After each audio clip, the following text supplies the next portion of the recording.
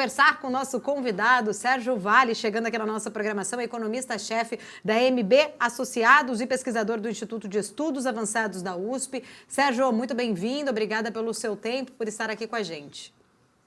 Bom dia, Paula, prazer falar aqui com vocês.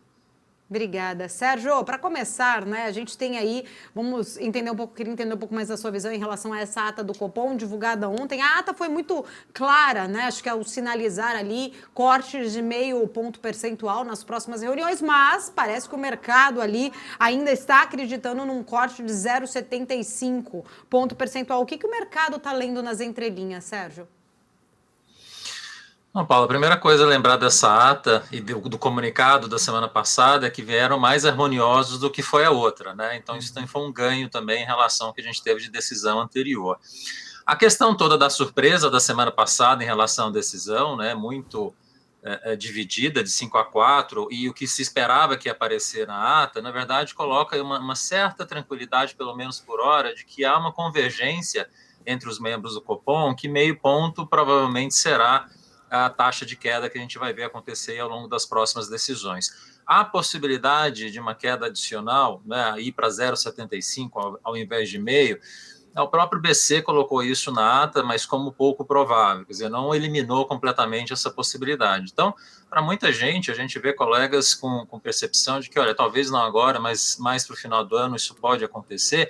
Eu diria que pelo menos nas 2, 3 próximas reuniões, eu acho que o Banco Central está firme em 0,5 ponto de queda, e aí, a partir daí, Paulo e Felipe, a gente vai precisar acompanhar um outro ponto, que é a troca de 2 membros do Copom no final do ano, que é Fernando e Maurício. A gente vai precisar entender e observar com bastante atenção quem vão ser esses novos membros e que perfil de Banco Central a gente vai ter aí pela frente, né? Um Banco Central que tem sido atacado pelo governo insistentemente, no sentido de forçar e baixar a taxa de juros com mais força.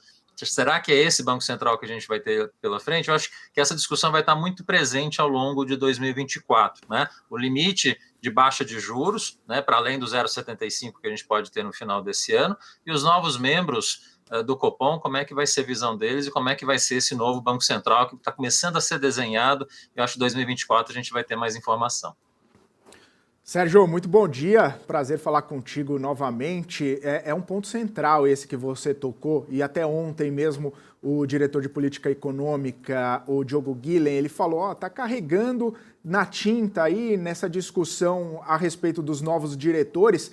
No entanto, foram os novos diretores que acabaram trazendo uma perspectiva de 0,5 ponto percentual, corroborada pelo presidente Roberto Campos Neto, e acabou deixando os mais conservadores ali meio de lado, né? Principalmente ele, o Guilhem, e a Fernanda Guardado, que acabam sendo alguns dos mais falcões ali do próprio Copom. Eu queria saber, nesse tabuleiro, né? Quando a gente percebe que muitos dos diretores que lá estavam já pensavam em 0,25, e claro, era também esperado pelo mercado, se viesse 0,25 não seria nenhum tipo de surpresa, mas essa discussão, né, de carregar a tinta para os novos diretores, essa discussão dos diretores que vão ainda ser substituídos, você acha que de repente vai ter um ciclo um pouco mais rápido, que de repente a gente tenha no começo do ano que vem, no primeiro, segundo trimestre no máximo, já chegar na taxa terminal? E aí, na sua percepção, essa taxa seria o que está sendo projetado pelo mercado, esses 9%, ou seria um pouco menos ali, um pouco mais? Como que está a sua visão para isso? Bom dia, Felipe. Olha, esse é um ponto importante. A gente precisa, de novo, resgatar a última decisão do Copom, antes dessa última que a gente teve, porque aquele Copom tinha uma visão um pouco mais conservadora, mais cautelosa, digamos assim, né? Houve a divisão ali entre quem queria começar e quem queria permanecer, e dava a sensação de que, por conta disso, desse grupo que nem queria começar a queda de juros, havia essa sinalização que, olha, vamos começar, mas de uma forma lenta. De repente, talvez, por conta desses novos diretores, a gente teve uma visão que ficou um pouco mais agressiva, ficou mais dovish, né? Um sentido de você ter uma queda que ficou um pouquinho acima do esperado. O meio era possível de acontecer, mas majoritariamente o mercado estava trabalhando com 0,25 pelos sinais que o Banco Central estava colocando ao longo das últimas decisões. Então, abre por conta disso, né, Felipe, a possibilidade. Bom, se o Banco Central mudou de uma decisão para outra, por que não mudar de novo de 0,5 para 0,75, eventualmente numa decisão futura. Pode acontecer, o Banco Central não descartou completamente isso, né? Ele colocou como pouco provável, não eliminou completamente. Então, acho que essa discussão ainda vai estar presente. Eu diria que pelo menos talvez na próxima, no mínimo, ainda é meio ponto, e aí a gente vai precisar ver a ata, decisão, a decisão. E o ponto central, Felipe, que você muito bem colocou, é no ano que vem até onde vai essa taxa. Eu estou com 9,25, o mercado está em torno de 9, mas vai ficar a discussão. Será que esse Banco Central que está vindo aí pela frente vai tentar explorar a taxa de juros nominal neutra, que talvez hoje, obviamente é uma estimativa, mas estaria em torno de 7,5%?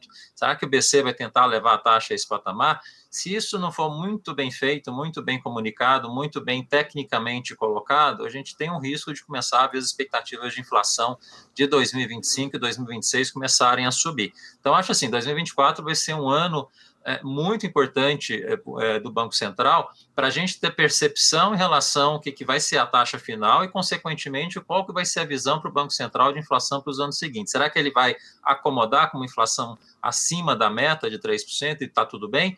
A gente já viu isso acontecer no passado, de uma forma mais complexa, mais complicada, na época da Dilma, com Tombini, e eu espero que a gente não caminhe para esse lado de novo.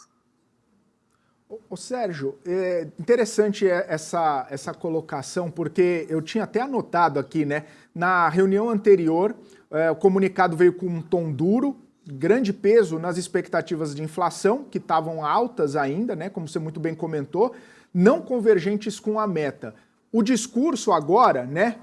Nada parece que mudou, né? A gente continua vendo uma expectativa de inflação muito parecida com o que a gente tinha na outra reunião, mas uma postura diferente, uma comunicação diferente do Banco Central e dizendo que pode acelerar, de repente, o corte de juros se vierem surpresas positivas.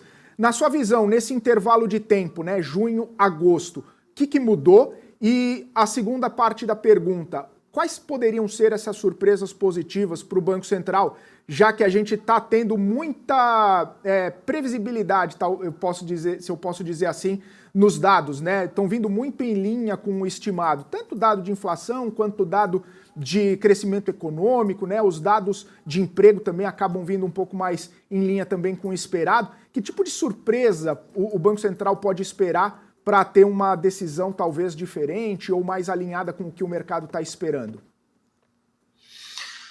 Olha, Felipe, eu acho que em relação à última decisão, a grande diferença foi a entrada de fato dos dois diretores, que talvez tenha colocado aí um tempero diferente na decisão, no próprio documento, né? A gente viu uma saída muito grande da questão fiscal, entrou a discussão correta em relação à discussão que havia até junho das metas de inflação, que foram muito bem encaminhadas. Então, acho que tem um cenário aí que talvez o comunicado, as decisões vão ser um pouco diferentes do que a gente tinha visto anteriormente, e vai entrar muito essa discussão de fato, Felipe, daqui para frente, o que poderia justificar uma queda mais agressiva da taxa de juros, né? E aí você tem vários cenários para poder sinalizar isso, né? Um hiato do produto que continua muito negativo, uma atividade no final que, quando a gente vê os dados secundários de indústria, de comércio, de serviços continuam muito fracos ou em desaceleração, e a própria inflação, né? Não tanto a inflação corrente, que a gente está vendo desacelerar muito pela inflação de alimentos, que está ajudando muito nesses meses, ainda por mais 2, 3, 4 meses provavelmente vai ajudar bastante ainda,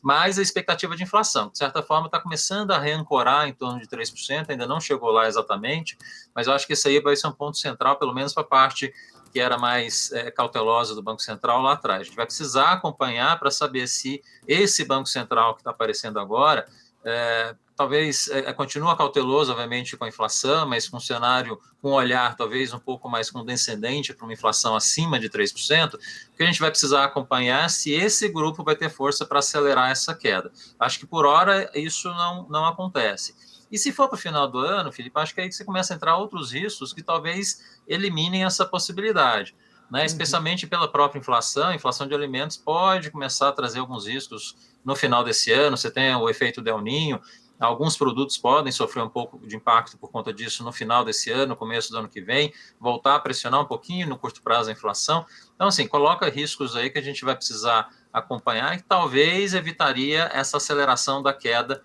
no final do ano. Então, por hora, está meio ponto, e o que vem pela frente, eu acho que é mais um sentido de manter a queda de meio do que acelerar essa queda para 0,75. Ô, Sérgio, inclusive, né, a gente está tendo aí uma defasagem do preço dos combustíveis ali, cerca de 22%. A gente tem aí, né, não se sabe exatamente até quando a Petrobras vai conseguir segurar, né, esse valor diferente aí com essa defasagem, mas caso isso realmente, de fato, né, venha a ser corrigido, faça ali uma correção, pode acabar pesando aí nos próximos IPCAs, inclusive, qual que é o impacto, inclusive, dessa questão dos combustíveis nas decisões? O Banco Central sustenta aí os cortes mesmo com uma desancoragem? Pois é, Paula, muito bom ponto que você traz, porque isso é um motivo de apreensão ao longo dos próximos meses, como é que vai ser a política da Petrobras. A gente fica falando dos fantasmas da época da Dilma, esse é um grande fantasma daquela época, né? A Petrobras trabalhou muito para segurar preços, para conter a inflação, objetivamente era isso que a Petrobras e o governo queriam fazer e deu no que deu. A Petrobras perdeu capacidade de investimento, teve que recolocar esse preço no futuro, acabou prejudicando a empresa e a própria sociedade no final. Então, a gente vê um pouco desse movimento hoje da Petrobras de segurar esses repasses, a gente vê a defasagem crescer em torno de 20%, 25%, dependendo do produto, dependendo do período que você olha, mas é um sinal de que, olha, dado que a gente tem esse processo inflacionário que está mais controlado agora, toda essa discussão em relação à taxa de juros, pode ser que a Petrobras tenha esse papel de segurar um pouco esses preços para ajudar na inflação. Será que é isso que é o que vai acontecer? Se for por esse caminho, Petrobras vai sair prejudicada por conta disso e não adianta. Esse preço que está sendo controlado agora, lá na frente você vai ter que, eventualmente, desrepresar, né? Voltar a aumentar esse preço que está muito defasado nesse momento. Então, eu espero que a Petrobras e o governo não estejam fazendo papel de preço de combustível dessa forma. Maravilha. Ô Sérgio, e aí, né, pensando nesse contexto todo, né, claro que ninguém quer olhar para o passado e revivê-lo, né, com toda essa interferência na Petrobras, mas a gente sabe que está tendo, né, pelo menos uma mudança nessa perspectiva, nessas expectativas, e claro que tem outros fatores também, não necessariamente só para o Banco Central, mas em toda a economia brasileira, quando a gente fala não só da Petrobras, mas a gente fala também de outras questões.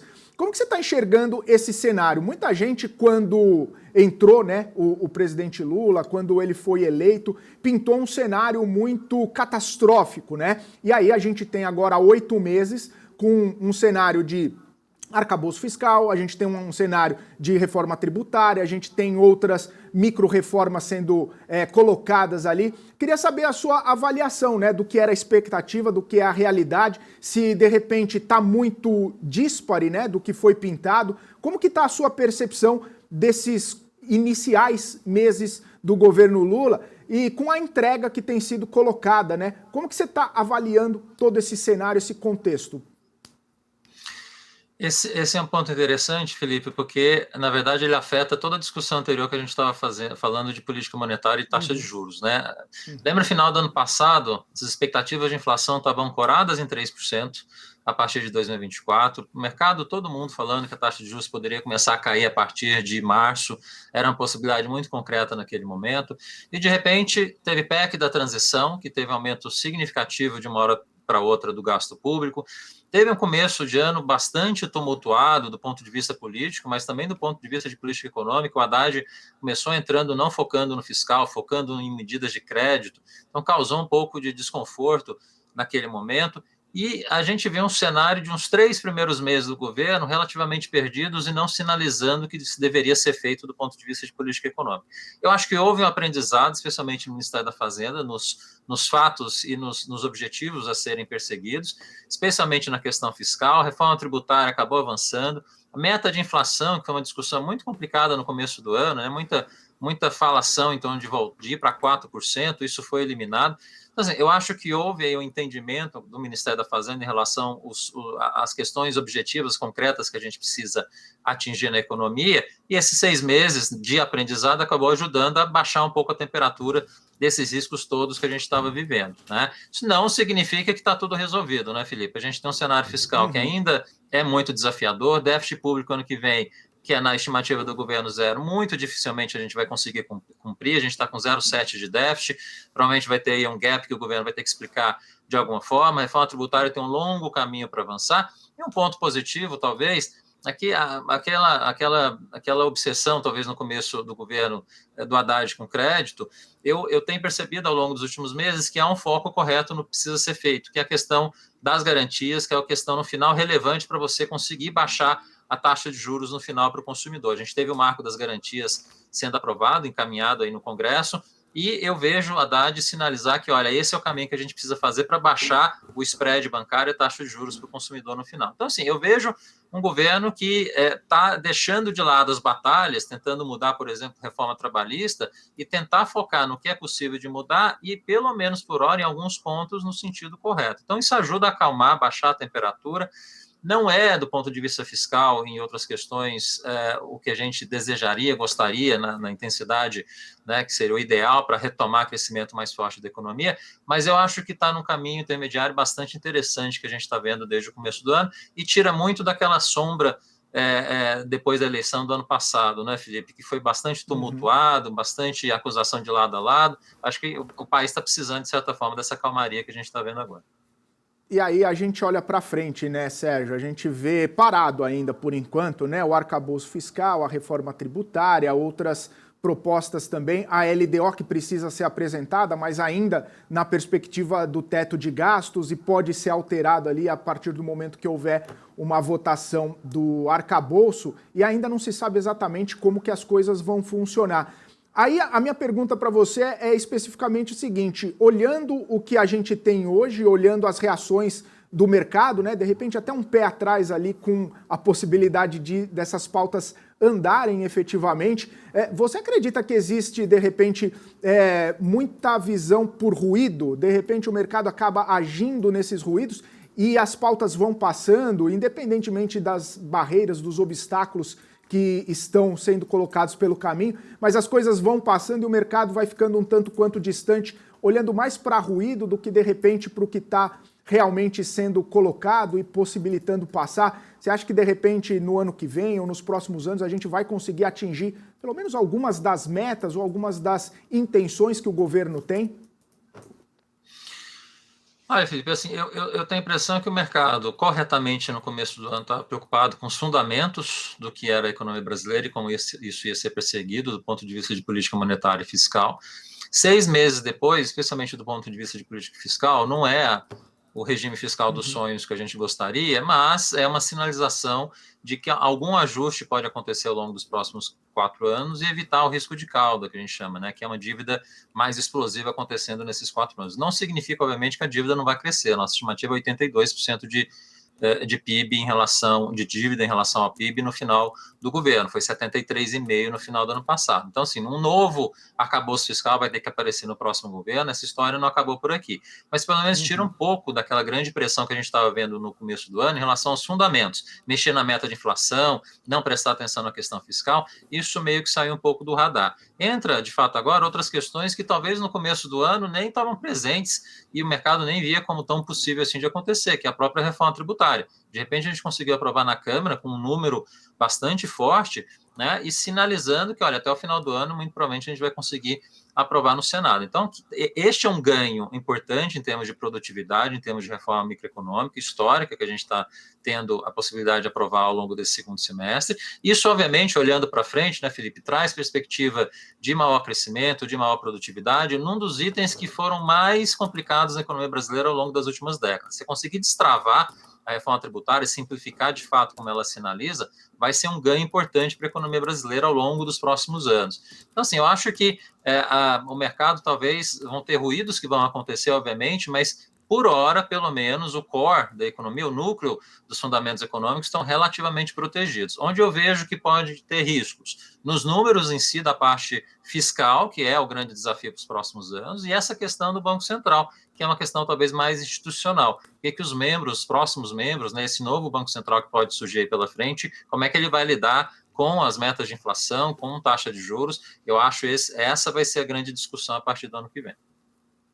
Sérgio, vários pontos importantes aí na sua última resposta, só vou dividir, que eu quero falar ainda em reforma tributária, mas só para não perder esse gancho um pouco do fiscal, acho que um ponto muito importante, né, que você até coloca ali, é o estouro previsto para 2023, isso já é praticamente certo, 2024 é estudos ali, né, de muitos economistas, inclusive, que colocam ali as perspectivas, né, de que o déficit primário não será zerado ainda em 2024. São várias dúvidas. A primeira, se isso de fato se concretizar 2 anos seguidos ali, especificamente de descumprimento da meta, o arcabouço fiscal, ele vai precisar de em algum momento ser revisto? A gente ainda não tem de fato ele, né, 100% ainda aprovado, tem toda essa discussão na Câmara que pode ser que ainda, né, tenhamos ali algumas alterações, mas o fato é que não teremos provavelmente esse meio ponto percentual que se falava anteriormente, agora já é 1,36, provavelmente ano que vem o déficit também ainda assim muito ainda comprometido. Eu queria entender na sua visão se você acha que ele precisaria ser revisto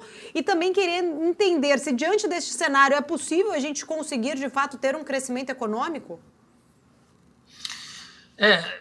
Paula, esse ano 1,3 de déficit, provavelmente, ano que vem 0,7 na nossa conta, né? Se a gente olha de julho agora até a final do ano que vem, é 170 bilhões de déficit público que a gente vai ter para lidar. Ano que vem, provavelmente, em torno de 130 bilhões de reais a mais de receita que a gente vai precisar achar para conseguir chegar a zero.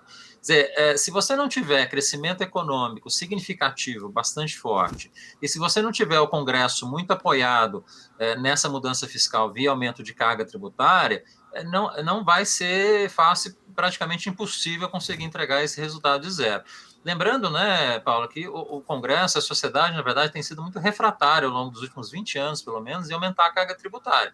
Ela tem ficado muito estável, em torno de 34% do PIB, e para fechar a conta que o governo quer até o final do governo, até o final de 2026, chegando na expectativa do governo em 1% do PIB de primário, em 2026, você precisaria ter 2 pontos percentuais a mais de carga tributária nesse período, sair de 34% para 36% do PIB. Para isso acontecer, não depende, obviamente, só de crescimento, né? Depende do Congresso permitir que isso aconteça. O único caminho que eu vejo aqui, talvez, Paulo, olhando a esses próximos 3 anos e meio que restam de governo, é via imposto de renda. Quer dizer, há a reforma de imposto de renda que a gente não sabe exatamente ainda o que é, o que o governo vai colocar, mas muito provavelmente nessa discussão do ano que vem você vai ter aumento de carga tributária para a população mais rica. E eu vejo aqui a única possibilidade que você pode ter de aumentar essa carga tributária efetivamente nos próximos anos para tentar se aproximar dessas metas de primário do governo. Eu acho que não vai conseguir no final, em vários desses anos o governo infelizmente vai ficar aquém, e quando chegar no ano que vem não conseguir entregar o zero, o Congresso, o governo vai ter que se explicar por conta disso e talvez vai ter que rever o próprio arcabouço fiscal aprovado esse ano. Então, como a gente sempre tem falado, né, Paulo, o arcabouço fiscal serviu para evitar o pior, né, mas ele ainda lida com dificuldades que não vão sair do radar aí nos próximos anos. Agora, pegando o gancho, né, sobre a reforma tributária, a gente viu hoje esse estudo que foi apresentado, inclusive, pelo próprio Ministério da Fazenda, né, numa tentativa até, acho que, de trazer ali uma realidade para os senadores, antes de se discutir, de colocar outras exceções, uma possibilidade, inclusive, de termos aí um IVA chegando a 27%. Pelo menos o estudo mostra entre 25% e 27% ali, tem um cenário mais conservador e um cenário mais otimista que traria, né, ali para 20%, mas como ele está hoje, né, segundo o próprio Ministério da Fazenda, dificilmente seria menor do que 25%. A gente ainda está caminhando ali num cenário de enorme imprevisibilidade, até porque não se sabe, né, acho que de fato o quanto deverá ser arrecadado. Mas eu queria trazer aqui para essa, né, para a nossa discussão, Sérgio, a sua visão, né? Como você enxerga toda essa discussão, esse estudo também apresentado, isso de alguma forma pode acabar até minando ou de repente arrastando um pouco mais essa discussão lá no Senado sobre a reforma tributária? Eu acho que no caso da reforma tributária, a grande discussão são de 2 ordens ao longo dos próximos meses. Um é o Conselho Tributário, que na verdade é uma questão de divisão de poder entre estados e municípios, que eu acho que talvez é a que mais facilmente a gente possa encaminhar aí pela frente. Outra, que é a grande questão que a gente vai viver, na verdade, ao longo dos próximos anos, é a alíquota efetiva que a gente vai ter. Vai ser 27% ou vai ser mais? Dado que a gente tem hoje de reforma que foi aprovado na Câmara, com tudo que foi colocado e com todas as dificuldades de tirar tudo que foi colocado, me parece que o mais provável é o caso extremo que o governo coloca lá, então, de 27%. de alíquota, né? Agora, o risco que se tem adicionalmente a isso é, eventualmente, agora no trâmite do Senado, você ter outras exceções que podem aparecer no meio do caminho, essa alíquota de 27% eventualmente virá maior do que se imaginava, né? Então, assim, eu acho que no final essa alíquota vai estar alguma coisa entre 27% e 30%, a gente não vai conseguir ter uma alíquota muito mais baixa do que isso, e aí vai ficar escancarado, né, Paulo? Acho que para os próximos anos, a sociedade vai saber que paga isso de imposto sobre bens e serviços e vai ficar a discussão. Ou você diminui as exceções para você ter uma alíquota na maior parte dos segmentos que seja um pouco menor, né? Lembrando que mesmo que isso aconteça, a média de arrecadação no geral vai ser praticamente a mesma do que é hoje, né? Em torno de 24%, mas o ponto é que a sociedade vai saber exatamente o que ela está pagando de imposto, ela vai ver que é um número alto. Ou se você quiser que esse número abaixe e sem tirar as exceções, a gente teria que pensar em diminuir gasto público para conseguir ter uma alíquota menor. Essa segunda parte, obviamente, é praticamente impossível de acontecer, e a discussão toda eu acho que vai ter que passar de alguma forma, Paula, em que setores que merecem, de fato, estarem ali nas exceções. Será que tudo que foi colocado na aprovação na Câmara, especialmente ali no último dia, nos últimos minutos, né, antes da aprovação, será que faz sentido esses setores estarem lá como exceções, ou será que a gente pode tirar alguns deles e deixar alguns mais básicos que mereceriam, de fato, e teriam sentido de estar lá? Então, acho que essa discussão que vai estar permeando, tenho dificuldade de acreditar que a gente vai conseguir reverter muito disso, e no final vai ser isso, Paulo, uma alíquota entre 27% e 30%, e a sociedade vai ter que decidir o que quer fazer no futuro em relação a essa alíquota extremamente alta. Tá certo, Sérgio. A população decidir, né? Aí acho que cabe muito bem um ponto muito importante aí de reflexão sua, né? Trazendo aí justamente uma responsabilidade até na hora de votar. Obrigada, Sérgio. Sempre um prazer. Sérgio Vale, economista, chefe aqui da MB Associados e pesquisador do Instituto de Estudos Avançados da USP. Volte sempre. Obrigado, Paulo, Felipe, foi um prazer. Até a próxima. Até mais. Prazer é nosso. Obrigada. Trazendo aí sempre visões importantes, né? Aqui na BMC News, a gente preza muito por ouvir opiniões de grandes especialistas, sempre muito importante aqui. Deixa eu atualizar rapidinho aqui algumas notícias, né? Neste momento aqui, antes do nosso intervalo comercial. Citi mantendo recomendação neutra para Raia Drogasil. Preço-alvo a R$ 29,00 para o banco. Resultado aí do segundo trimestre. Na verdade, os números foram razoáveis, com vendas brutas ligeiramente acima das estimativas devido a boas vendas maduras e também ali forte receita. Trazendo então aí, Citi, recomendação neutra para Raia Drogasil. Falando errado aqui, Raia Drogasil. A TOTUS ficando também entre as maiores perdas do Ibovespa hoje, após o balanço fraco. Papéis da TOTUS aí, né, entre essas maiores baixas. Daqui a pouquinho a gente traz um giro mais detalhado também do mercado. E a gente traz agora a informação o gás natural europeu para setembro saltando mais de 27%, rondando inclusive as máximas em 8 semanas. Ameaça aí de greves de trabalhadores do setor lá na Austrália, né? Isso pode acabar paralisando o fornecimento do gás no país e tem aí, né, um peso muito importante, o que pode levar inclusive para países da Ásia a aumentar as importações, então um aumento aí de 27%. E já que eu estava falando agora há pouco com o Sérgio, inclusive sobre, né, as discussões da reforma tributária, né, toda essa discussão inclusive que deve acontecer lá no Senado, o relator Eduardo Braga, o senador Eduardo Braga, ele disse que vai apresentar na semana que vem, então, o plano de trabalho para debater a reforma tributária lá na CCJ do Senado.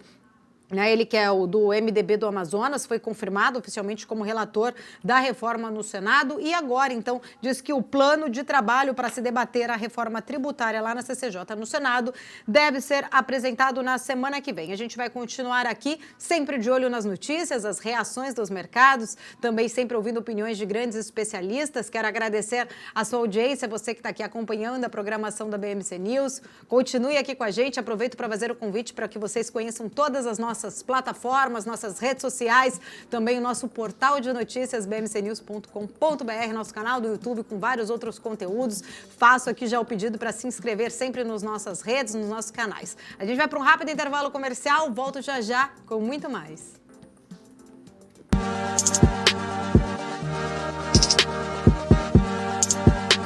Entender o modelo de negócios, os resultados e as estratégias das principais companhias do Brasil é essencial para tomar as melhores decisões na hora de investir. E é isso que nós trazemos no BMC Business. Entrevistamos os CEOs e diretores das principais companhias de capital aberto do país. Eu sou o Gabriel Monteiro e encontro você no BMC Business todas as terças e quintas, às 22 horas, aqui na BMC News. BMC News. Informação que gera valor. As empresas que fazem parte do seu dia a dia estão em uma das maiores bolsas do mundo, a Nasdaq. E a boa notícia é que você pode investir nessas empresas diretamente pela Avenue, sua corretora nos Estados Unidos. Com os dados das ações dos Estados Unidos fornecidos pela Nasdaq em tempo real, o cliente Avenue pode acessar diretamente as maiores bolsas do mercado americano. Entre neste mercado de tecnologia e inovação. Acesse avenue.com.br/Nasdaq e seja bem-vindo ao mercado global. O movimento nacional pela vacinação continua. Agora é hora de vacinar contra a gripe. Informe-se e procure uma unidade básica de saúde e atualize a caderneta de vacinação. Ministério da Saúde, Brasil, União e Reconstrução, Governo Federal. Conheça a Brasil Paralelo, o único streaming que oferece uma experiência completa, que começa antes de cada filme com a sinopse em vídeo e continua depois que os filmes acabam com as análises e podcasts sobre o que acabou de assistir. Somos o grupo de comunicação que produziu Brasil, a Última Cruzada, a série de história que mudou a forma do brasileiro olhar para o seu passado. Junte-se às mais de 600 mil famílias que assinam a BP. Entre no site brasilparalelo.com e faça sua assinatura. O que acontece no mercado financeiro no Brasil e no mundo está na BMC News. São 24 horas de programação para ajudar o investidor na melhor tomada de decisão. Independência e jornalismo sério. Não estamos plugados em nenhuma instituição financeira. Isso nos dá liberdade de levar a informação sem nenhum viés e sem conflitos de interesse. Ser a ponte entre as notícias, empresas, especialistas e os investidores. Tudo de uma forma dinâmica e com uma pitada de bom humor. Informação que gera valor, você sempre vai encontrar na BMC News. EQI Investimentos, o parceiro que me orienta na hora de investir e que me dá autonomia para conquistar meus objetivos. E você, que tal começar a investir nas suas escolhas? EQI Investimentos, invista em suas escolhas.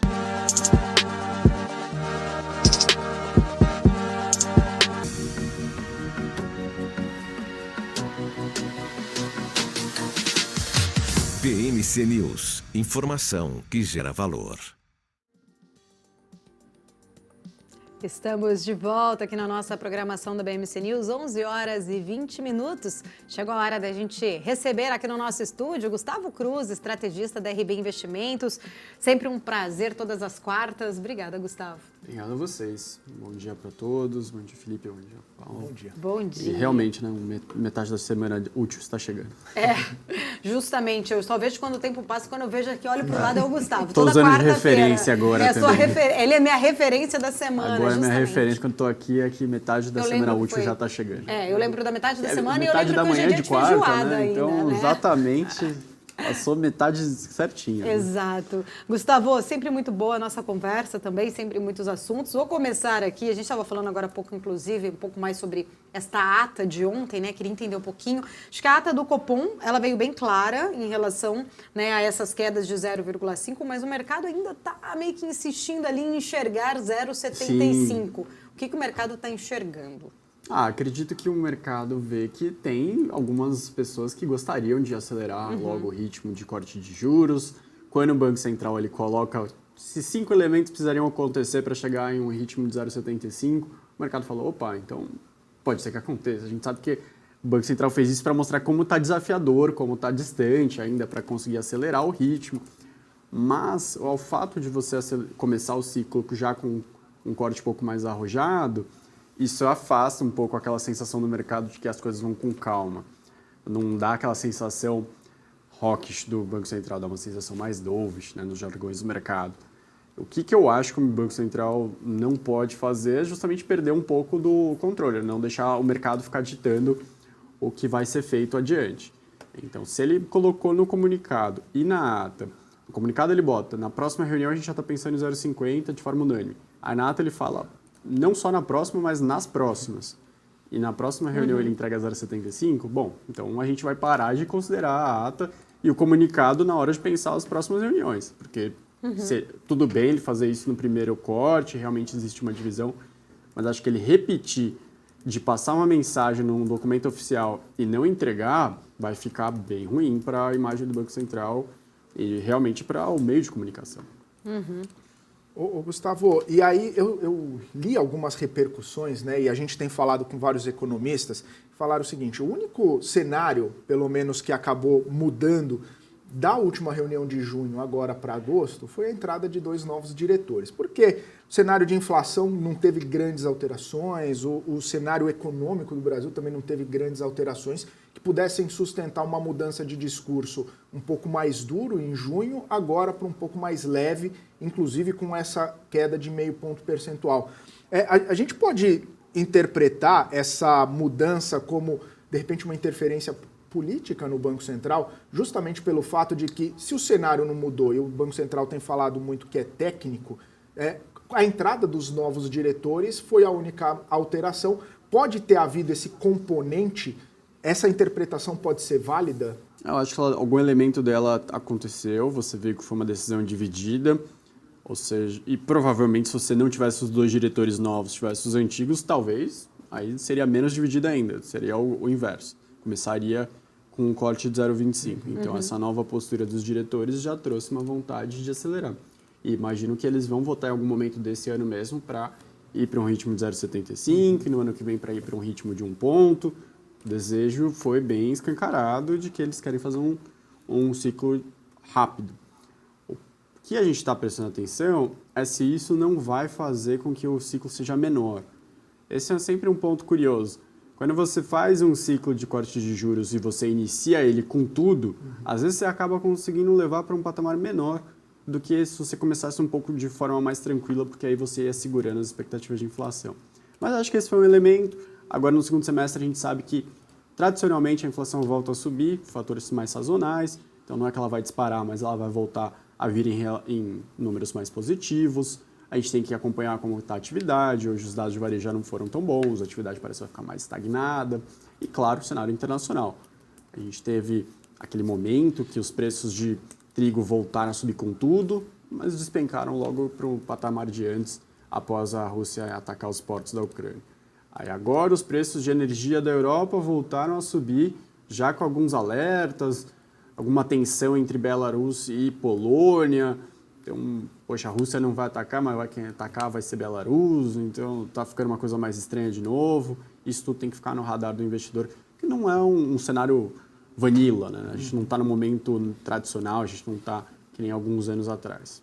Gustavo, olhando para a questão dos combustíveis, a gente tem uma defasagem absorvida pela Petrobras, que a gente não sabe exatamente até quando isso vai continuar sendo absorvido. O fato é, né, essa defasagem de 22%, 23%, vou até olhar a Bicom agora hoje, mas está nessa casa acima dos 20%.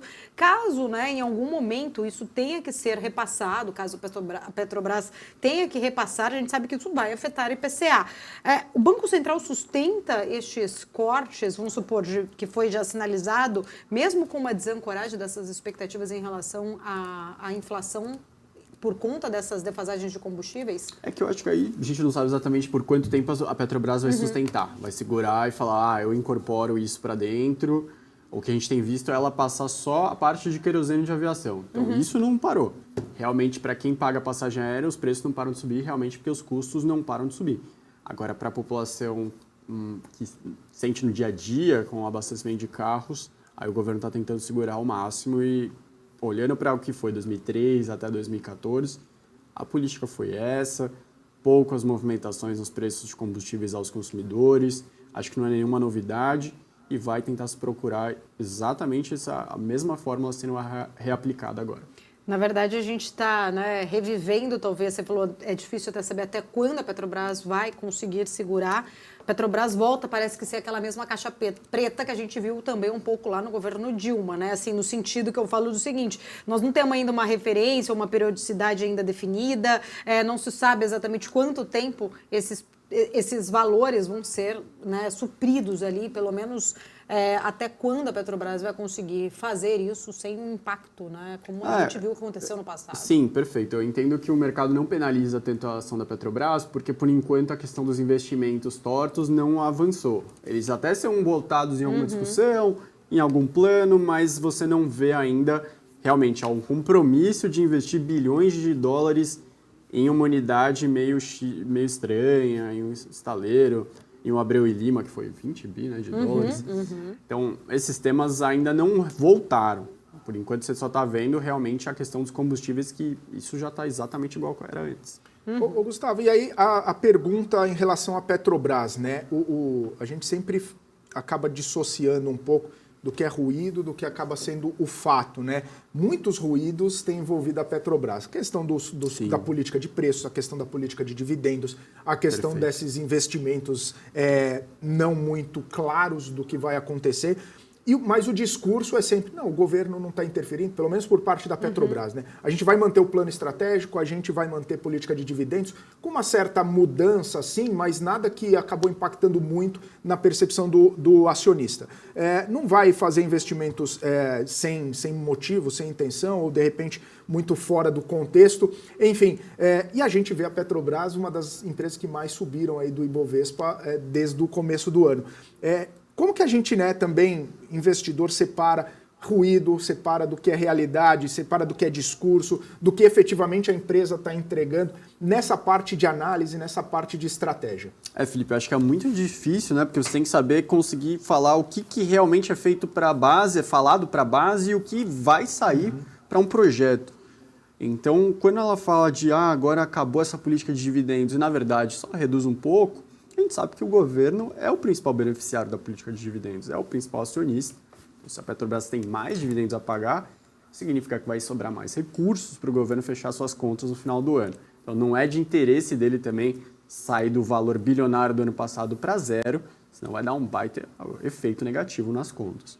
A gente pode fazer um paralelo hoje com a fala do Zeca Dirceu, líder do governo, que ele disse que não vai fazer mais um imposto sobre ultra-ricos, não agora, para não atrapalhar a discussão da reforma tributária, mas que foi um tema muito falado no ano passado para sua base, que o presidente Lula mencionou que não ia deixar mais ficar assim, mas a gente sabe que na prática não é tão simples, que geralmente quando você tem um valor muito alto de investimentos, você pode transitar esse valor para outros países de forma bem mais ágil, portanto não fica tão fácil você trazer essa tributação.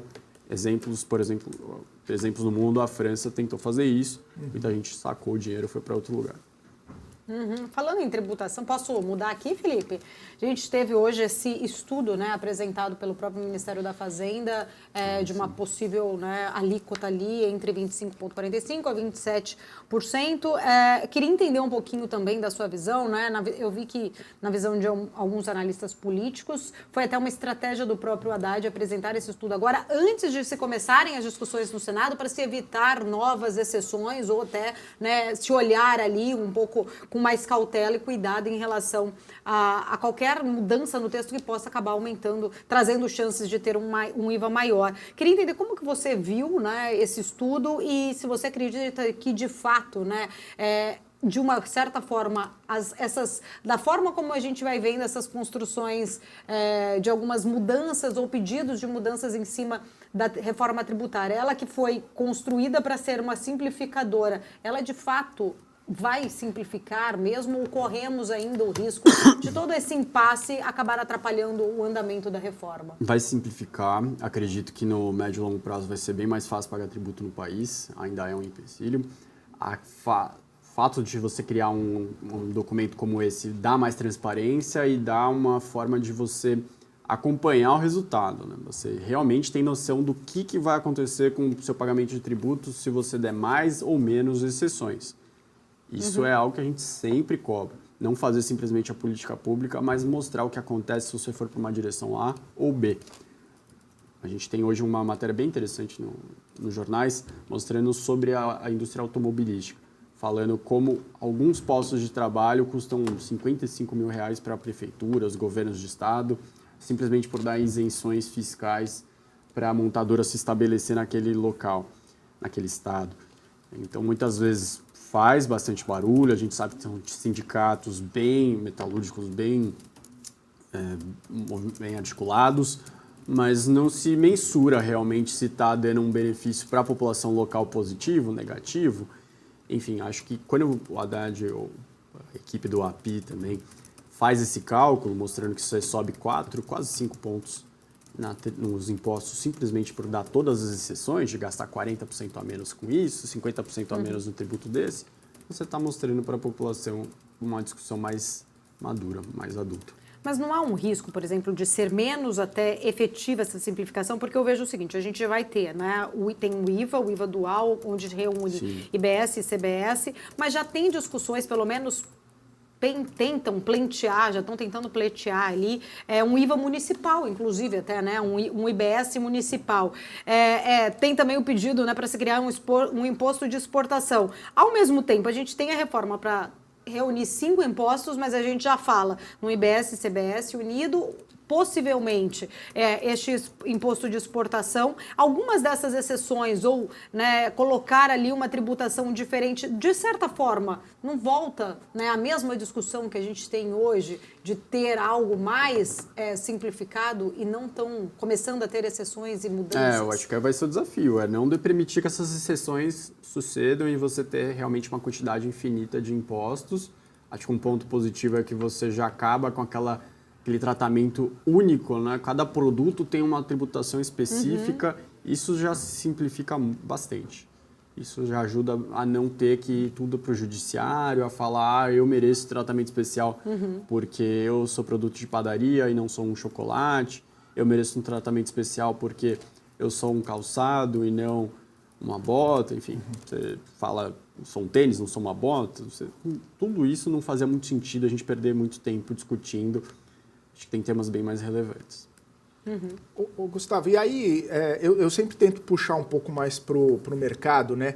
E as reações, as repercussões. Quando a gente vê essa pauta ainda travada, ainda incerta, ainda sem saber exatamente que alíquota vai ser realmente, como que isso mexe com as expectativas de quem está ali, né? No setor produtivo, na Bolsa de Valores, as companhias? Existia uma expectativa de uma redução da carga tributária que poderia, né, estimular o crescimento, o desenvolvimento, inclusive, das companhias. Pensando dessa forma, né, onde ainda as coisas estão tanto quanto incertas, isso tira um pouco dessa expectativa, isso mexe no valor da empresa, no dia a dia da companhia. Qual que é a percepção sobre isso? Olha, acho que das empresas listadas, na verdade, as que estão sendo um pouco mais vistas como efeitos negativos são talvez um pouco da Ambev, conta de bebida alcoólica, a gente sabe que tem esse tributo sobre cigarros, bebidas alcoólicas, a questão da Petrobras e as outras mineradoras por conta do efeito negativo no meio ambiente, a gente sabe que vai ter esse imposto um pouco a mais, mas eu diria que não tem aquela sensação de vai ficar mais fácil pagar tributos, vai pagar menos tributos adiante. Vejo que a maior parte das empresas só está pensando pelo lado de simplificação e para um ambiente mais competitivo, um ambiente que atrai mais investidor estrangeiro. A sensação sempre é negativa para o Brasil quando fala de tributos, então isso eu acho que vai na direção positiva. Nas linhas do balanço, essa simplificação não vai ter um impacto tão relevante assim, porque quando a gente fala de simplificação, fala, gasta menos tempo, menos dinheiro e tal, aí de repente numa linha do balanço tem eu acho que talvez na linha de despesas gerais administrativas, você não precise mais contratar 50 advogados numa empresa multinacional, você possa contratar 30, porque você não vai precisar ficar 10 pessoas pensando se cada item que você produz vai entrar em qual caixinha. Vai ficar mais fácil, você não vai ter que ficar representando no judiciário nesses temas, então são despesas um pouco menores. Talvez nessa linha seja mais positivo. Vamos mudar de tema. Fique à vontade. Gustavo, ainda assim, né, falando um pouco de Brasil, depois a gente vai, tem algumas outras questões ainda para a gente falar, mas saindo um pouco da tributária, entrando um pouco no fiscal, né, até porque desde ontem, até estava argumentando sobre essas questões, a gente, hoje, mais uma vez, né, tem toda aquela questão de articulação política, barrando, Cláudio Cajado disse que vai deixar muito para a semana que vem, ouvir ainda especificamente técnicos da equipe econômica, um assunto que já era, né, pelo menos se esperava que a volta do recesso pudesse ter um andamento mais rápido, a aprovação do arcabouço. O fato é, a gente ainda não tem de fato esse arcabouço votado e aprovado, vai ser discutido, mas já se sabe que a gente não vai alcançar, olhando para o fiscal especificamente, nós não vamos alcançar aquele 0,5, que já não é mais 0,5, né? 1,36% do PIB. O déficit do ano que vem, num cenário mais otimista, deve ficar em 0,7 e não o déficit. O déficit não, né? Eu falo assim, a projeção do déficit, né? Para o ano que vem já não será mais de déficit, já chega ali num 0,7. De fato, né, ainda a gente não vê uma possibilidade de ser cumprida esta regra nesses 2 primeiros anos. Isso mostra alguma sinalização de que o arcabouço ele precisa, de repente, ser revisto antes mesmo dele nascer, de fato, ser aprovado? Não vamos conseguir realmente cumprir esse déficit no ano que vem? Você consegue cumprir se você discutir um pouco mais de gastos, coisa que a gente não está vendo acontecer. Justamente a gente vê, por exemplo, o pedido do presidente Lula para que o PAC não entre no arcabouço fiscal. Sim. A gente vê pedidos de ministros para que aquele outro gasto não entre no arcabouço fiscal. Então, pede-se para gastar mais, porém, a arrecadação a gente sabe que tem um limite, você não pode ficar forçando tanto assim a arrecadação, senão se você desincentiva até o comércio, a atividade empresarial, o consumo da população fica mais acanhado, se o imposto está mais caro, o produto fica mais caro. Portanto, tem limites se você fizer uma regra fiscal que só se sustente por arrecadação maior e maior e maior. A gente sabe que foi assim. Se você pega a carga tributária sobre percentual do PIB do começo dos anos 2000 até agora, assim, desde 80, na verdade, só sobe essa arrecadação. É uma tentativa de repetir de novo o que foi feito nos 2 primeiros mandatos do governo Lula, no mandato da Dilma, mas tem limites. E eu entendo que o que foi bem feito nos últimos anos era se discutir algum outro gasto, ver como suavizar um pouco mais gastos, aliviar um pouco o caixa do governo, algo que não está sendo tanto discutido agora. Então, existe formas de atingir a meta? Existe. Querem chegar nessas formas? Parece que não, por enquanto não. Então, eu trabalharia, se fosse você investidor, com sempre o limite inferior, que é o pior dos cenários, que o governo propôs no seu arcabouço fiscal para os próximos 4 anos. Acho que dificilmente a gente chega no meio, que é a meta mesmo, e no limite superior, que é o melhor dos mundos, acho bem impossível. O mercado não está precificando essas incertezas, ou está? Acho que não. Acho que ainda não. Parece que o fato de ter a regra está suficiente, esqueceram que tem que cumprir, e isso vai começar a bater. Vou dar um exemplo. Quando a gente teve o ministro Joaquim Levy no segundo mandato da Dilma, ele trouxe medidas bem interessantes, ele trouxe uma mudança de pensamento econômico, condução das contas públicas, mas depois que ele faz aquela revisão da meta para baixo, mais ou menos por agora, logo no seu primeiro ano, dá uma baita reação negativa no mercado. Aí depois revisa-se de novo para baixo, outra reação negativa no mercado. Então o meu temor é esse, claro, porque por enquanto parece distante ainda. O Gustavo, você comentou, né, questões passadas, e a gente vem vendo, né, depois da Dilma, uma série de mudanças na expectativa e na perspectiva do cenário econômico, também de várias reformas, de várias situações. Passou pelo Temer, algumas mudanças importantes, Bolsonaro também mudanças importantes, enfim, a gente vai ganhando e trilhando um caminho, né? Você percebe, e aí eu queria saber sua opinião, que daqui para frente a gente tende a ter melhoras nesse ambiente, justamente com todas essas reformas, com todas essas mudanças que estão sendo propostas.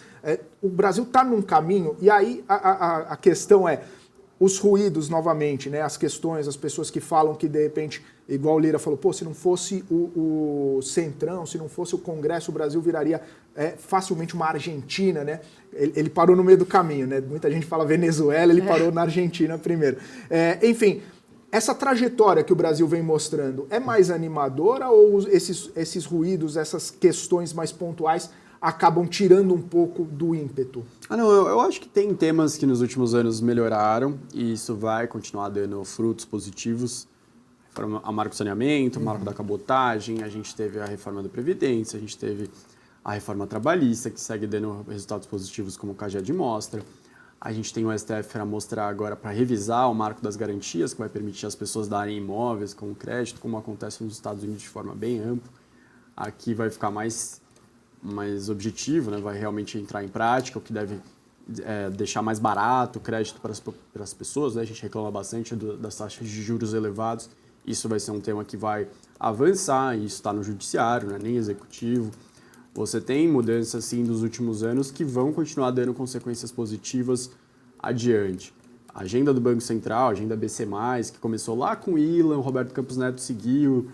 Então, a gente tem o PIX como a grande imagem dessa agenda, mas foram vários elementos que o Banco Central agilizou, diminuiu o tempo, junto com o ministro Paulo Guedes também, diminuiu o tempo de abertura de empresas em várias partes do país. Então, tem temas que foram aprovados nos últimos anos que ainda vão dar muitos frutos positivos. A gente tem um país que ele é um dos mais digitalizados em termos de processo. A gente até reclama de burocracias. Acho que tem um caso ainda que é muito problemático, que é a questão dos cartórios. Acho que isso é uma reclamação nacional, mas que bate de frente com um lobby muito bem organizado. Uhum. Tentou-se no último mandato digitalizar os cartórios e ficou pelo meio do caminho. A gente sabe que isso ainda poderia deixar melhor a situação brasileira. Mas se você conversa com algum brasileiro que fez um intercâmbio ou que mora em outro país, você vê que a burocracia ainda é bem mais atrasada que a nossa, em termos de processos muito manuais. Acho que esses temas a gente tem avançado. É claro que um ponto que sempre vai ser uma trava é a questão da escolaridade, da qualificação da mão de obra. O Brasil precisava avançar muito nisso e é um processo de anos e a gente está muito atrasado. Então, esse realmente é um limitante. Você pode melhorar todo o ambiente, mas se você não tem quem aplicar nesse ambiente melhor, isso sempre vai ser um entrave. Perdemos o nosso bônus demográfico também, né? Exatamente. Perdemos o bônus demográfico. Isso vai ser uma preocupação. A gente já está envelhecendo. Sim. A população está parando de crescer até mais cedo do que se esperava. Tem até para a gente fazer conexão com as empresas de educação. Uhum, porque exato. Se a gente fala que as empresas de saúde vão ter mais clientes nos próximos anos, as de educação, a tendência é que tenham menos. Uhum. Embora eles vão falar como contra-argumento, mas a gente ainda não consegue chegar em boa parte da população. É verdade, se o Brasil enriquecer, eles vão ter mais pessoas para atender, mas de qualquer forma a tendência é que isso seja um fluxo menor para frente, que eles tenham menos pessoas para conseguir atender. Maravilha. Gustavo, eu quero falar de resultado. Bora. Se você me permite Quase entrar nessa nessa seara. Né? Das 35 empresas que saíram, eu queria um resumo de cada brincadeira. Vamos falar. Só de 30. Só de 30. Não, a gente está numa semana bastante intensa, né? Bastante forte aí de resultados. É claro que vai passando, a gente vai tentando entender exatamente ou tentar criar um padrão, tentar perceber um padrão, né? Mas parece que os resultados já estão demonstrando um pouco dessa desaceleração, né, Gustavo? Antes de entrar especificamente, eu queria saber sua percepção sobre a temporada, né? Que, claro, tem muita coisa ainda para sair, mas você percebeu um padrão, assim? Poxa, o lucro está vindo menor na comparação anual, ou a base estava muito forte ano passado e aí acaba não sustentando. Quais são esses padrões que você está identificando? O que você pode falar desse... Pelo menos metade aí da temporada. Olha, como esperado, as empresas de commodities estão vindo com resultados menores, porque o ano passado foi o estresse da guerra na Ucrânia estourando no segundo trimestre e puxando esses preços para cima. Então, mineradoras, petroleiras, agronegócio, todas estão vindo menores, mesmo até em safras recordes, porque os preços estão menores, os preços internacionais estão mais baixos. De bancos, não vai dar para não comparar, porque você teve primeiro o Santander, não foi tão bom. Aí vem Bradesco, não é tão bom, mas você fala, mas Santander já não foi também. Só que aí vem Itaú e BTG muito fortes, você fala, opa, parece que na verdade tem algum problema extra em Bradesco e Santander em termos de gestão, em termos de como estão fazendo para crescer em comparação com os outros que conseguiram nas mesmas condições avançar. Então, na verdade, mostra-se que tem ganhadores sim, tem empresas indo bem. Acho que agora a gente vai começar a ter mais empresas de varejo. Provavelmente a gente vai ver empresas com talvez margens um pouco maiores, mas receita menores. Então as empresas devem ter essa tendência aqui para frente nesse segundo tri. Ô, Gustavo, só para aproveitando esse gancho que você falou do banco, né? Quando você vê um BTG crescendo, né? Juntamente com o Itaú, que sempre o pessoal fala, né? Itaú é Itaú, né? Não dá para, de repente, projetar daqui 2, 3, 5 anos, um Itaú perdendo, de repente, um ROI ali perto da casa dos 19%, 20%, né? Enquanto você vê o BTG crescendo e um Bradesco ali meio encontrando dificuldades. Claro que teve o cenário Americanas, que acabou impactando bastante, mas você vê esse crescimento do BTG como uma possibilidade de incluir mais um banco nesse rol aí dos grandes que a gente fala? Quando a gente fala, os grandes bancos brasileiros, os bancões, Bradesco, Itaú, Banco do Brasil e Santander, né? A gente pode incluir já ou tem que esperar mais um pouquinho para colocar o BTG nesse rol aí de grandes instituições? A gente tem que ver se ele vai querer disputar realmente o varejo um pouco menor, que realmente são pessoas com ticket médio um pouco mais baixo. A gente ainda vê um foco em tickets maiores.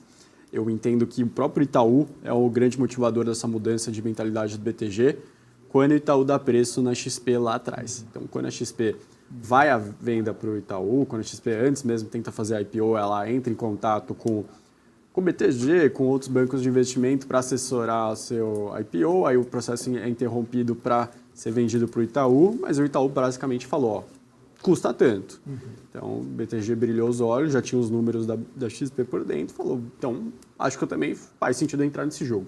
Entrou nesse jogo, passa-se anos e agora a gente vê o BTG brigando de frente com a XP e crescendo também em termos de banco para brigar com o Bradesco e Itaú Santander.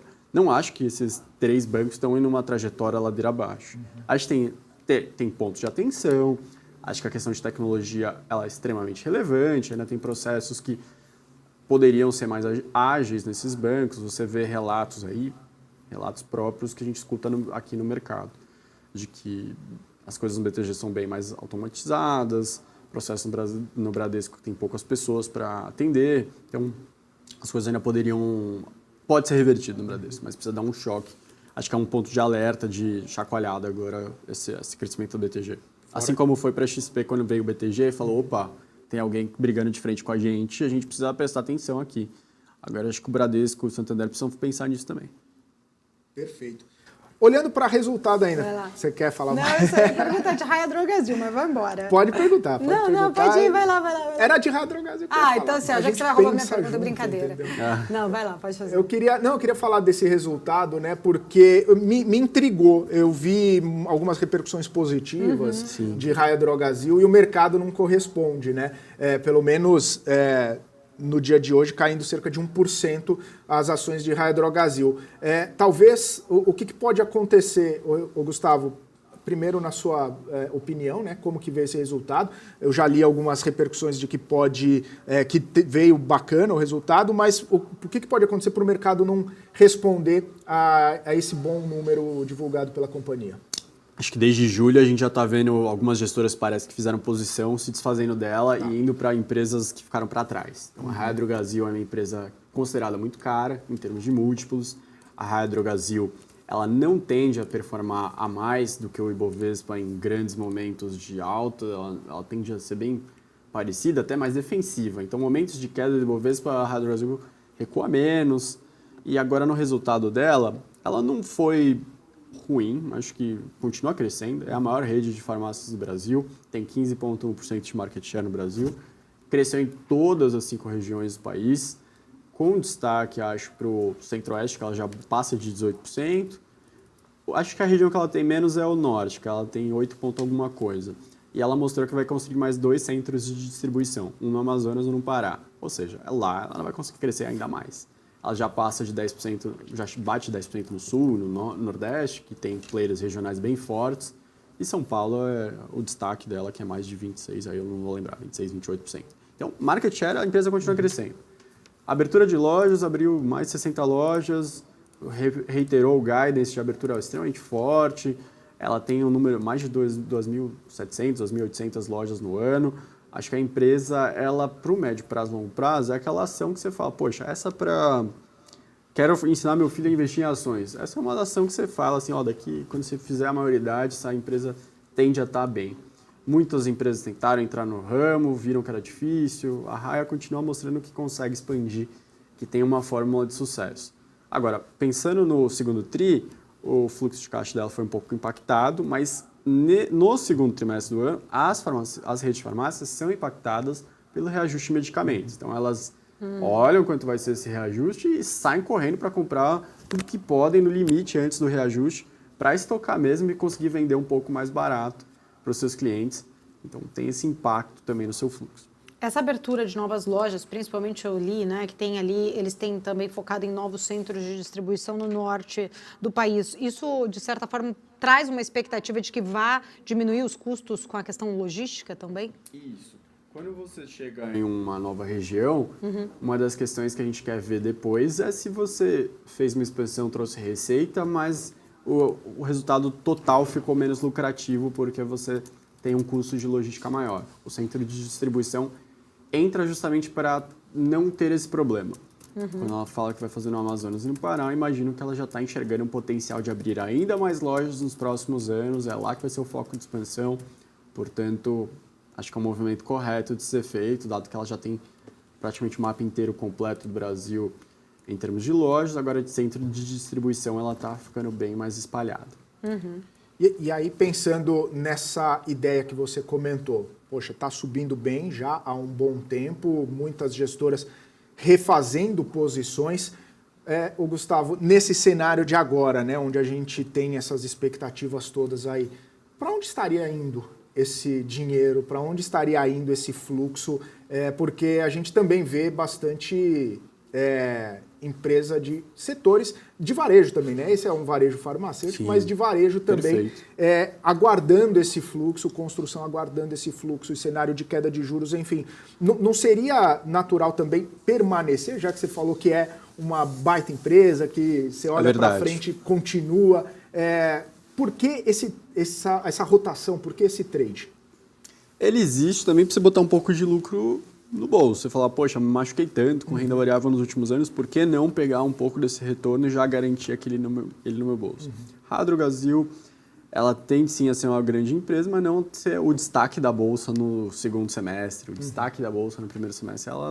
Provavelmente ela não é isso, embora, se eu não me engano, do Ibovespa, ela é a empresa que teve a melhor rentabilidade desde que fez a IPO. Acho que é um dos destaques assim, da bolsa. Para onde que esse dinheiro eu estou vendo ir? Você vê, por exemplo, as empresas de educação, mesmo em momentos mais negativos nos últimos dias, em resultados, as empresas continuam se destacando, porque é um setor que ficou muito para trás.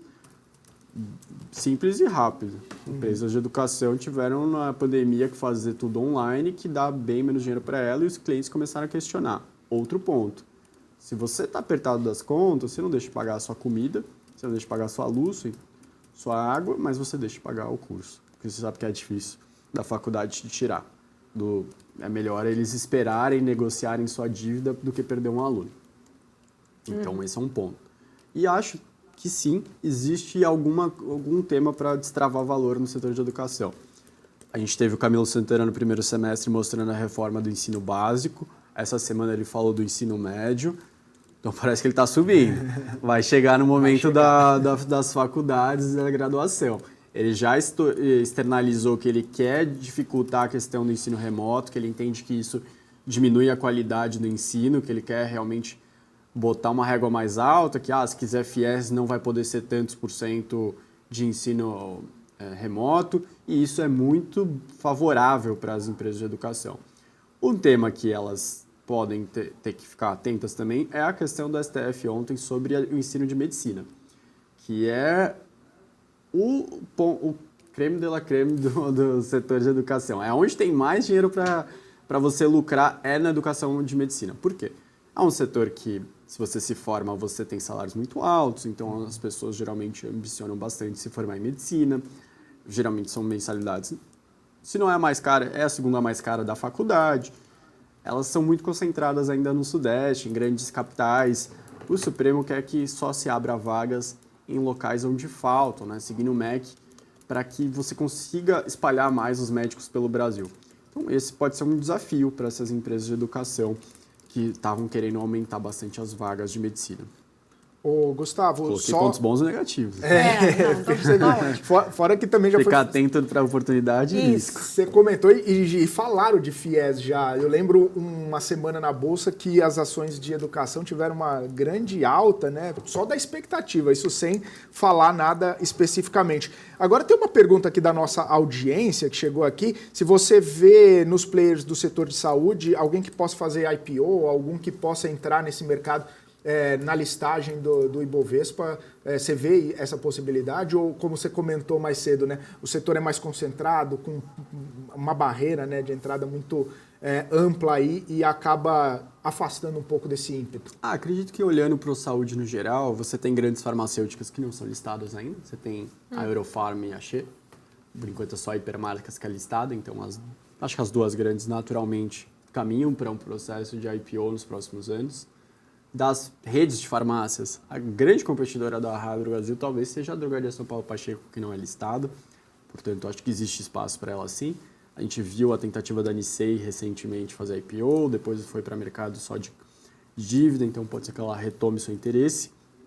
Na parte de hospitais, um pouco mais nebuloso, né? A gente já não tem tanta clareza assim, de qual seria o player, tem muita fundação, e você tem incentivo fiscal em ser uma fundação, então não vejo tão fácil assim. Mas eu diria que as mais próximas são as grandes farmacêuticas. Maravilha. E a janela começa... A janela a gente torce para que venha rápido, né? Deixa sempre interessante, lá, né? Uma discussão legal. Quando você tem uma empresa fazendo IPO, todo mundo estuda bastante o setor, dá uma animada, cada um traz um ângulo diferente de como ver o setor. Acho bacana. Boa. Maravilha. Felipe, 2 minutos. Dá tempo de você fazer a sua consultoria. Se você fazer. Qual consultoria? Vai lá. Perfil não, moderado, eu ia falar de Hã? É perfil conservador, arrojado, moderado. Eu já fiz consultoria no portfólio global com ele, com o Gustavo na semana passada. O Felipe tá igual ao mercado, quando a gente fala que dá a mão, que é o pé, né? Eu quero o braço. A taxa de juros dá 0,50, né? que é 0,75. Aí você faz uma... O Felipe já faz o ciclo inteiro de uma vez. Ô, Gustavo, eu só queria saber a sua percepção, que a gente falou, eu me lembro, há algumas semanas de Smart Fit, saiu hoje o resultado, certo? E aí você falou um pouco sobre a tese, e aí Smart Fit reverteu o prejuízo, começou a dar lucro, teve uma alta no EBITDA, teve alta também em vários indicadores, e o mercado também não está gostando. Acho que hoje, você além de ter um resultado bom, além de você ter um dia bom, você tem que sair num dia positivo do mercado. Mas eu acho que a Smart Fit é um caso que não é o caso da Raia Drogasil. Ela é um caso que vai se destacar assim nesses próximos meses, está aumentando bastante o interesse sobre a ação das gestoras, está mais líquida também, como você mencionou, reverteu o prejuízo. E tem uma entrevista no broadcast hoje bem bacana do Edgar Corona, mostrando que o controlador da Smart Fit, que ele está vendo realmente que o grande avenida de crescimento é no México, é no resto da América Latina, que nesses mercados muitas vezes mal atendidos, a Smart Fit já entra com um valor muito positivo. Aqui no Brasil ele diz que tem dificuldade em fazer a expansão da Smart Fit, portanto eu vejo que a Smart Fit tende a ser um papel em crescimento bem interessante para frente. Maravilha. Considerações finais, Gustavo? É isso. Acho que você tem empresas muito sólidas para você equilibrar sua carteira com outras muito promissoras. É assim que você vai fazendo um balanceamento bacana de carteira de ações. Maravilha. Obrigada, Gustavo. Sempre um prazer. Até semana que vem. Bacana aqui sempre. Cobre a feijoada do Felipe na próxima semana, aí, diante agora. de tanta consultoria. Obrigada, Gustavo Cruz, sempre trazendo visões importantes. Uma aula, né? A gente fala de tudo aqui com o Gustavo, isso que é muito bom, né? Traz toda a visão aí bem ampla, inclusive, do cenário. Eu quero agradecer você que está aqui acompanhando a nossa programação. Fique aqui com a gente, nós vamos para um rápido intervalo. Volto já já com muito mais. Valeu, Gustavo.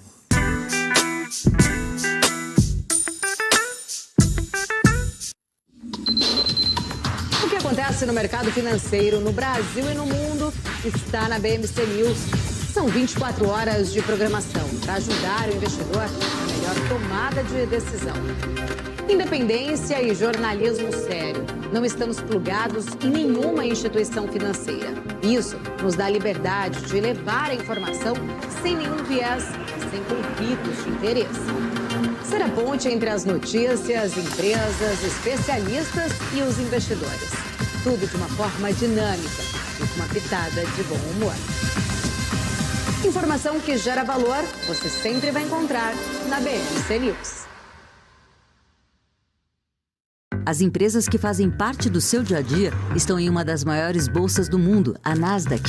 E a boa notícia é que você pode investir nessas empresas diretamente pela Avenue, sua corretora nos Estados Unidos. Com os dados das ações dos Estados Unidos fornecidos pela Nasdaq em tempo real, o cliente Avenue pode acessar diretamente as maiores bolsas do mercado americano. Entre neste mercado de tecnologia e inovação. Acesse avenue.com.br/Nasdaq e seja bem-vindo ao mercado global. COI, você sabe o que eles são?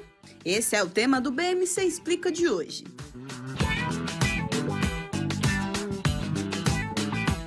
COI é a sigla para Certificado de Operações Estruturadas. É um investimento montado por instituições financeiras que combina características tanto de renda fixa quanto de renda variável em um único produto.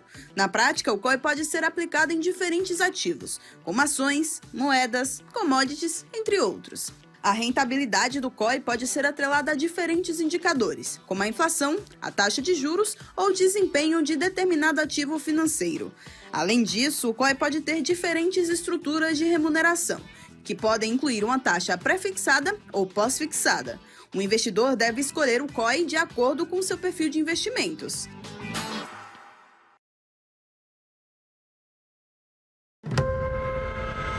A minha vida foi e é marcada por grandes histórias. Olha o gol, olha o gol, olha o gol. Depois dessa curva, vem pra vitória. Sonhos, objetivos, Aí vem ele. conquistas. Prepare o seu coração. Tive o privilégio de narrar e contar algumas delas, Na ponta dos dedos. vibrar com elas. Me chamam de narrador de emoções. Faça a festa. Mas, na verdade, eu narro escolhas. Vem pra reta. Escolhas que se tornam vitórias. Escolhas de quem fez história. É do Brasil, o Brasil inteiro. Escolhas que mudaram vidas, inclusive a minha. Por isso, eu escolhi a EQI Investimentos, o parceiro que me orienta na hora de investir e que me dá autonomia para conquistar meus objetivos.